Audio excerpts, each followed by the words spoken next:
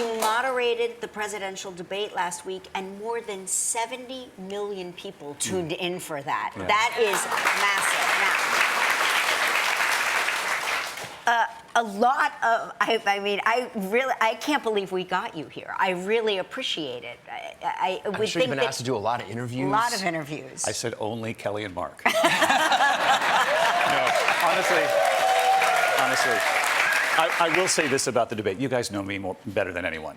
You know, I basically disappeared for the end of the summer because of the weight of this debate. You take it seriously, Lindsay and I, and this extraordinary small team we have at ABC.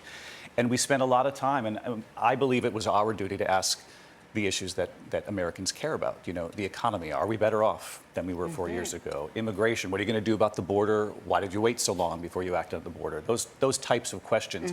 Reproductive rights. Afghanistan. Do you bear any responsibility? Peaceful transfer of power with the next election coming. You know, these are all really important issues. The issues of our time, really. And I always say as a moderator, you know, what the candidates decide to do with that time, you can ask the questions, but they'll answer with whatever they choose to answer with. That's right. And you have to be ready for whatever might come your way, even the most unexpected of moments. As you all know, you know what I'm talking about. Right. And I will say this. All of the noise that you hear afterward about, you know, which candidate won the debate, did the moderators win or lose, that's just noise. Yeah. You all know that. The most important thing to remember is that you all have the power. Everybody at home has the power to vote. I know you referenced it before that you sort of went, you disappeared into the work leading up to this debate. How long did it take you to recover sort of physically, emotionally after? Have you recovered This yet? is recovery. This right is here. this is recovery.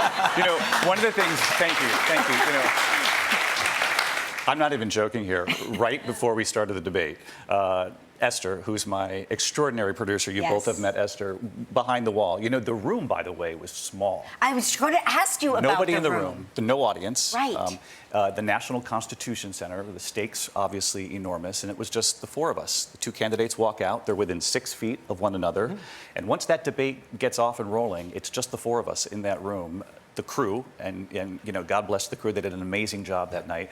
And right behind the wall, Esther. So right before we start the debate, I just said, oh, I need my bag back.